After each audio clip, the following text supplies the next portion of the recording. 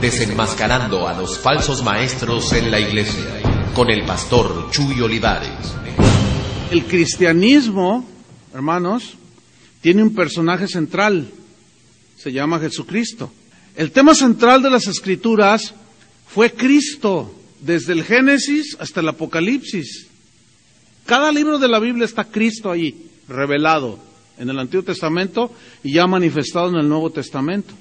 Entonces, el tema central de la Biblia es Jesucristo. Entonces, 1 Timoteo 6:3 dice: si alguno enseña otra cosa y no se conforma a las sanas palabras de nuestro Señor Jesucristo y a la doctrina que es conforme a la piedad, fíjate lo que dice aquí, si alguno enseña otra cosa y no se conforma, ¿a qué? A las sanas palabras de nuestro Señor Jesucristo. O sea, no le basta el mensaje del Evangelio. Tiene que buscar en otros lugares porque el pensamiento y las palabras de Jesús no le bastan. Y lo dice, si alguno enseña otra cosa y no se conforma, no le bastan las sanas palabras de nuestro Señor Jesucristo y a la doctrina que es conforme a la piedad. ¿Cuál es la doctrina que es conforme a la piedad? La piedad es todo aquello, habla de la devoción a Dios, del buscar a Dios. Y la doctrina que es conforme a la piedad es toda aquella enseñanza que te lleva y te acerca más a Dios. La doctrina conforme a la piedad, la que te revela quién es Jesús, la que te muestra cuál es el pensamiento de Dios, cuál es la voluntad de Dios. Esa es la doctrina conforme a la piedad. Si alguno no se conforma a esto, a las sanas palabras de Jesús y a la doctrina que es conforme a la piedad, está envanecido, está enorgullecido. Dice, nada sabe. O sea, cualquiera que no se conforma con el Evangelio que está escrito ahí y tiene que andar añadiendo que las máximas de Franklin y las de aquel como palabra de Dios, se volvió loco, según la Biblia. Y estamos llenos de locos. Se volvió loco, según la Biblia. Y estamos llenos de locos. No les basta la palabra de Dios. Entonces dice, de todas estas cosas nacen cuestiones y contiendas de palabras, las blasfemias, malas sospechas, disputas necias de hombres corruptos de entendimiento, privados de la verdad, fíjate nomás, privados de la verdad ¿de qué? Del Evangelio. Pero luego fíjate lo que dice, que toman la piedad o las cosas de Dios como fuente de ganancia. Que toman la piedad como fuente de ganancia. Apártate de los tales. Apártate de ellos, dice. Pero gran ganancia es la piedad acompañada de contentamiento. Se extraviaron de la fe y fueron traspasados de muchos dolores. Mas tú, oh hombre de Dios. Fíjate, me gusta eso. Mas tú, oh hombre de Dios. ¿Cuántos son hombres de Dios? Mujeres de Dios. Mas tú, oh hombre de Dios, dice, huye de estas cosas. ¿De cuáles? De las codicias. Tampoco el tema central de las Escrituras son los prodigios y los milagros. Tampoco. Una de las cosas que más se promueven como evangelio, que no es, son los prodigios y los milagros. Precisamente. Algunas personas promueven milagros espectaculares y venga y vea caer lluvia de oro, piedras preciosas, Biblias echando aceite, pañuelos que sanan, y la lista es interminable, hermanos. Y Pablo nos advierte que Satanás puede obrar señales y prodigios y milagros para engañar, lo cual nos lleva a hacer una deducción, que las señales, los milagros, las cosas sobrenaturales que puedan suceder no son garantía que es Dios obrando. Pero la gente se deja ir con la finta y eso es lo que aprovechan los falsos profetas. El énfasis de todos esos falsos que andan por ahí son milagros. Éxito financiero, dinero, sanidades milagrosas, portentosas, pero no te predican el Evangelio. Vamos a 2 Tesalonicenses 2:8. Y entonces se manifestará aquel inicuo, a quien el Señor matará con el espíritu de su boca y destruirá con el resplandor de su venida. Inicuo, cuyo advenimiento es por obra de Satanás, con gran poder y señales y prodigios. ¿Qué? El anticristo, según la mayoría de los intérpretes de la Biblia, de los que están muy calificados, aseguran que es el anticristo. Ese advenimiento de ese anticristo viene por obra de Satanás. Satanás está detrás de eso. Pero ¿qué hará? Vendrá con gran poder y señales y prodigios. ¿Pero qué son? Mentirosos. Y con todo engaño de iniquidad para los que se pierden, por cuanto no recibieron el amor de la verdad para ser salvos. O sea, no quisieron el evangelio, prefirieron estar viendo señales y todo eso. Por esto Dios les envía un poder engañoso. Fíjese qué tremendo. No me quieren a mí, no quieren mi palabra, ok, quieren sus señales milagrosas, ahí les va. Pero es un poder engañoso. Los falsos profetas que hacen señales y milagros son el juicio de Dios para todos los que lo rechazan. Por esto Dios les envía un poder engañoso para que crean la mentira. Ahí les va, la mentira, para que la crean. A fin de que sean condenados todos los que no creyeron a la verdad, sino se complacieron en la injusticia. Entonces, todos esos textos nos están comprobando que no debemos depositar nuestra confianza total en los milagros que pululan por ahí, y mucho menos en los milagreros hollywoodenses que andan por ahí. Si lo que se hace en una iglesia es para obtener reconocimiento, eso es traicionar a Cristo. Eso mismo hicieron los que construyeron la Torre de Babel. Hagámonos una torre que llegue hasta el cielo. Hagámonos un nombre. Si lo que se hace en una iglesia es para obtener dinero, eso es traicionar a Cristo. Exactamente lo mismo hizo Judas. ¿Quién es el que debe tener el primer lugar? Cristo. Vamos a Efesios 3:20. Dice, y aquel que es poderoso para hacer todas las cosas, mucho más abundantemente de lo que pedimos o entendemos, según el poder que actúa en nosotros, o sea, la fe y todo el poder que Dios trae a través de su palabra, dice, a Él sea la gloria. ¿En dónde? En la iglesia, cuando se reúnen. A Él sea la gloria en la iglesia, en Cristo Jesús, por todas las edades, por los siglos de los siglos. Amén. Apocalipsis 4:11 dice, Señor, digno eres de recibir la gloria, la honra y el poder, porque tú creaste todas las cosas y por tu voluntad existen y fueron creadas. Entonces, Cristo debe tener el primer lugar, ¿en dónde? En la iglesia. Todo lo que hagamos debe llevar el propósito de honrarle, sea de palabra o de hecho, debemos de hacerlo, dijo Pablo, para la gloria de Dios. Un famosísimo milagrero eclesiástico guatemalteco, a mí me lo dijo hace más de 20 años. Me dijo, mira Chuy, yo creo que la iglesia está para generar dinero, porque la iglesia que tiene dinero tiene poder. Yo le dije, ¿de dónde sacaste eso? Es que con dinero compras todo, como construyes unos auditorios, viajas a todo el mundo, vas y predicas el evangelio, vives bien. Le digo, no, quítate eso de la cabeza. Y ahí véanlo. Y sus predicaciones son encaminadas a la prosperidad. Qué casualidad, oiga. Sus afectos están aquí, hermanos. Y les enseña a la gente a cómo obtener su mejor vida ahora. ¿Tu mejor vida es ahora o después? Fíjate cómo engañan a la gente. Cristo debe ser primero en la predicación, el del mensaje del evangelio. Vamos a Hechos 5:42. Los primeros cristianos tenían a Cristo en su predicación como el centro de su enseñanza. Hechos 5:42 nos dice así, y todos los días, y en el templo, y por las casas, no cesaban de enseñar y predicar que Cristo los quiere hacer ricos. No, predicaban a Jesucristo. O sea, es tan profundo ese mensaje de salvación, de justificación, de redención. Hechos 8:5, ahí vemos a un cristiano llamado Felipe, diácono de la primera iglesia. Dice, entonces Felipe, descendiendo a la ciudad de Samaria, les predicaba la escalera al éxito. ¿Qué predicaba? A Cristo.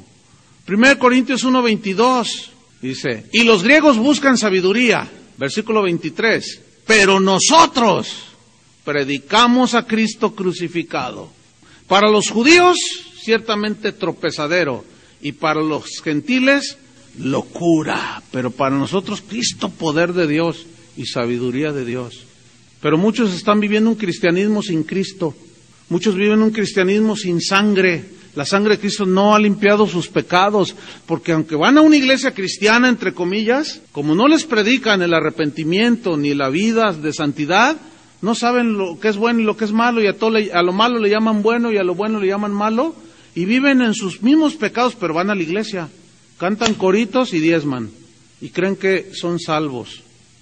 Los han engañado, porque al no predicarse a Cristo, ¿cómo va a haber arrepentimiento?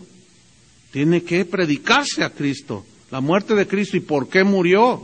Pablo en 2 Corintios 11:1, pero temo que como la serpiente con su astucia engañó a Eva, vuestros sentidos sean de alguna manera extraviados de la sincera fidelidad a Cristo. Porque si viene alguno predicando otro Jesús que el que os hemos predicado, o si recibís otro espíritu que el que habéis recibido, u otro evangelio que el que habéis recibido, bien lo toleráis. ¡Qué tragedia en la vida de los corintios! Toleraron a otro Jesús, toleraron otro evangelio, toleraron otro espíritu, que no era el Espíritu de Dios, que no era el Jesús de la Biblia y que no era el mensaje del Evangelio. Y así hay muchas iglesias hoy, toleran de todo. Hechos 20:27, vemos cómo Pablo predicó todo el consejo de Dios, todo acerca de Cristo. No se guardó nada, absolutamente. Hechos 20:27. Yo no he rehuido anunciaros todo el consejo de Dios. O sea, todo lo que tiene que ver con la enseñanza del Evangelio, de la palabra de Dios, todo les he enseñado yo, dice Pablo. Por tanto, dice, mirad por vosotros y por todo el rebaño en que el Espíritu Santo os ha puesto por obispos. Obispo significa cuidador del rebaño, alimentador, para apacentar la iglesia del Señor, el cual ganó con su propia sangre. Aquí apacentar significa alimentar espiritualmente a la iglesia del Señor. ¿Quién es la iglesia? Los creyentes, la cual Él ganó por su propia sangre. O sea, tú vales la sangre de Cristo. Entonces, si yo como pastor no enseño a las personas que van a mi congregación, o todo pastor no enseña a las personas que van a su congregación, está menospreciando el precio que pagó Cristo en la cruz. Si no los alimenta con la palabra de Dios y les da un montón que tu autoestima y que piensa positivo y no sé cuánta psicología han metido dentro de la iglesia, todo eso es una ofensa a la sangre de Cristo. Entonces, cuando sucede eso, nuestro cristianismo, entre comillas, no tiene a Cristo como tema central. Entonces lo que se hace es quitar a Cristo del centro y ponemos una doctrina como nuestro tema central y razón de ser de nuestra iglesia. Y la razón de ser de nuestra iglesia no es, escúchenme bien, ni un plan, ni una meta. La razón de nuestra existencia y nuestra razón de ser es Jesucristo, hermanos. Ese es nuestro tema central y sobre de él tienen que girar todos los demás temas. Por ejemplo, hay una televisora por allí que su mensaje central es pactar con Dios. No te hablan de otra cosa más que de dinero. Su único tema es el dinero y terminan comprándole a Dios sus bendiciones. Pacte con Dios, traiga $70 al mes y nosotros oramos para que Dios lo bendiga. Y la gente dice, entonces tengo que dar para... Entonces sí, y vamos, llame ya. Quedan 5 minutos y siempre se hace 1 hora, fíjese. Quedan 5 minutos, la bendición está. Si usted no deposita ahorita, pierde la bendición y ahí está la gente. Si el mensaje central es la visión, ¿han oído eso? Si tu mensaje es la visión, en ese tipo de iglesias de la visión, gedosista, todo es la visión, toda la visión. No tienen otra, la visión. Estás en contra de la visión, tiene que ser la visión. Y terminan viendo visiones estos hermanos. Porque es un desequilibrio total, la visión. ¿Cuál es la visión? Cristo es la visión en la que tenemos que poner. Cristo es el centro de la visión donde nosotros tenemos que poner la vista. Puestos los ojos en Jesús, el autor y consumador de la fe. No hay otro mensaje central que Cristo mismo, la persona de Cristo. ¿Y qué me dicen de la guerra espiritual? ¿Conocen esas iglesias que siempre están en guerra? Hasta se visten de soldaditos. Y algunos sacan rifles de madera, ¿verdad? Simbolizando una AK-47. Vamos a hacer guerra, dicen. Y empiezan, vamos a tumbar demonios. Tal. Y tú dices, Entra uno allí que no conoce a Dios, eventualmente allí te dice, y estos hacen guerra con rifles de madera. Y empiezan a burlarse y a reírse. Y si se da cuenta por ahí alguno que este es un demonio, dicen, se nos coló un demonio. Oh, pues no es que los habían atado. Terminan viendo demonios hasta en la sopa. Y la reforma apostólica, esa está de moda. Hoy todo mundo quiere ser apóstol.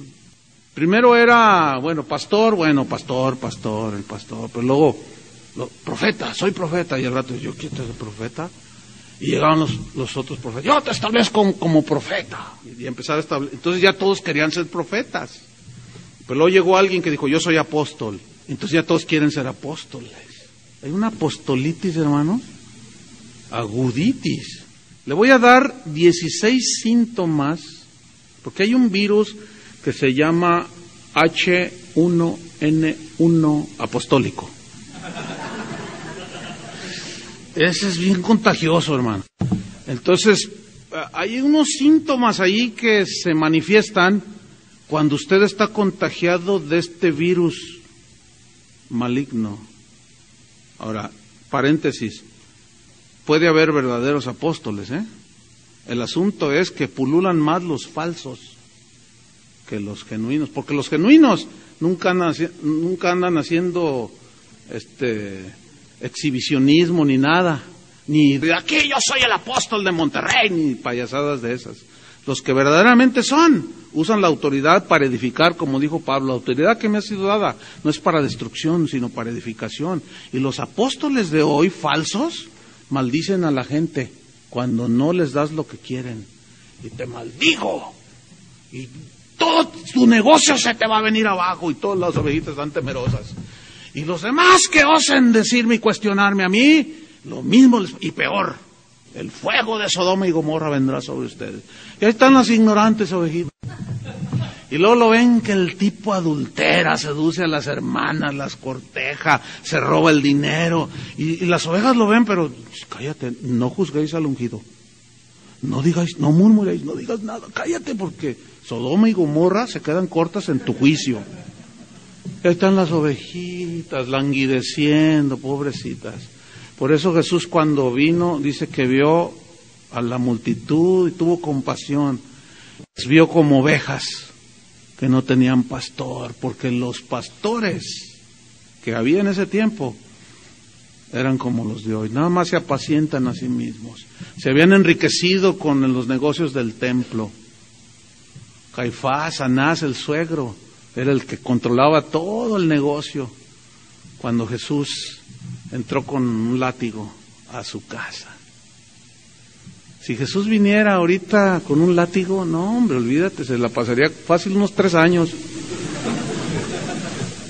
Si tú ves que estos síntomas te contagiaron de H1N1 apostolitis aguda.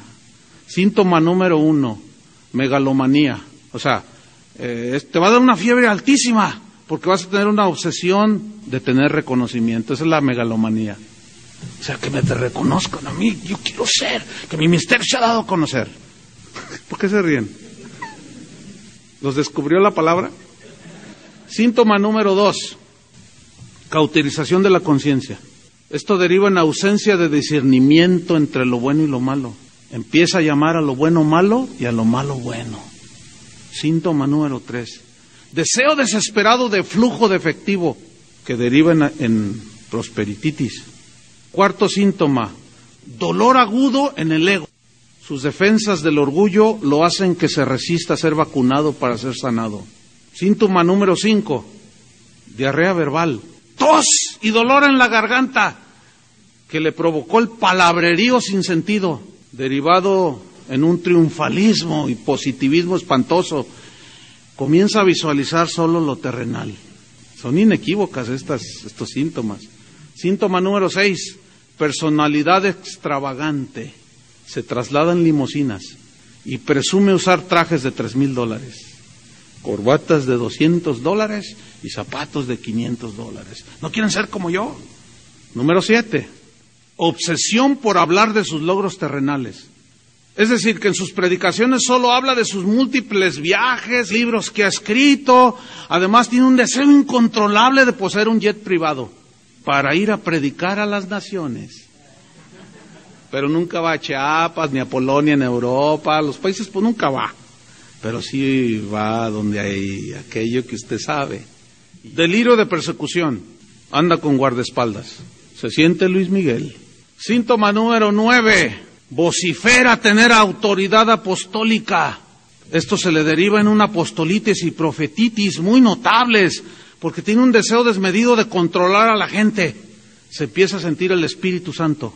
Se empieza a sentir dueño de todo y de todos. Yo soy el ungido de Jehová.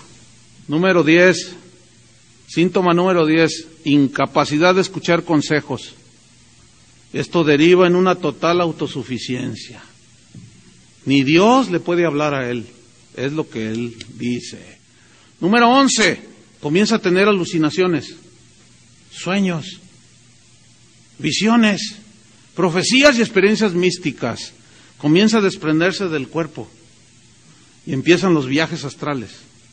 Algunos visitan el paraíso y otros menos afortunados visitan el infierno. Número 12. Dificultad para arrepentirse.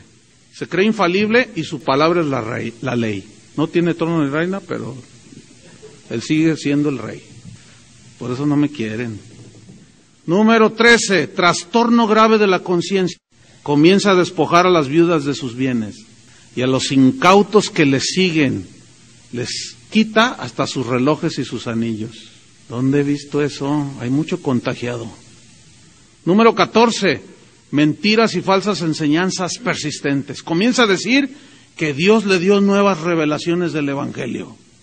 Número 15. Pecado, que deriva en avaricia, adulterio, sensualidad, lascivia, etcétera, etcétera. Y número 16, síntoma número 16, milagrerismo. Un deseo desesperado de ver señales y milagros. Y empieza a decir que le cae polvo de oro del cielo. Y hasta uno que otro diamante. La recomendación médica espiritual es urgente. Es la siguiente: acudir a la palabra de Dios para examinarse y recibir tratamiento adecuado para su salvación. El tratamiento consiste básicamente de una buena dosis de arrepentimiento, conversión, justificación, santificación y confianza total en Cristo. El tratamiento a seguir exige mucho, pero es el único camino angosto que lleva a la vida. Última recomendación: si ves a alguien con estos síntomas, huye rápidamente, no tengas trato con esa persona, no le saludes ni de mano, repórtalo a nivel mundial para que sea aislado de los demás en cuarentena, pues el mundo corre un peligro extremo de sufrir una pandemia. ¿Saben en qué ha caído algunos grupos que ya se hicieron sectas por enfatizar solo una cosa, una verdad de la Biblia?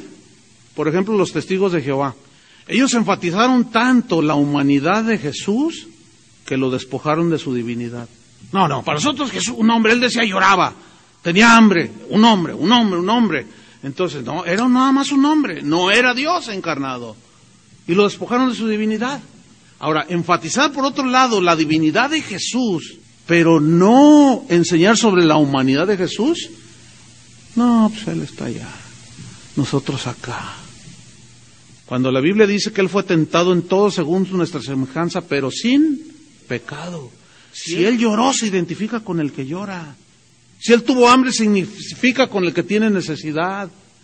Y tenemos que hablar del Cristo humano y del Cristo divino para tener un equilibrio. Entonces, el mensaje central es Cristo. Y por otro lado, si una verdad bíblica nada más es enfatizada y nos la aísla de las demás verdades del Evangelio, de todo el consejo, nos lleva a un error doctrinal. Perdemos el equilibrio y nos caemos y terminamos siendo una secta. No, hermano, no se nos olvide. Cristo es primer lugar en todo. Termino, hermanos. Si la iglesia donde tú te congregas no tiene a Cristo como centro de todo, y Jesús solo tiene un lugar secundario, no es una iglesia cristiana. Es gedosista, marianista, guerrera y qué sé yo. Pero cristiana No es. Porque si fuera cristiana, su mensaje central sería Cristo. Eso es el cristianismo, hermanos.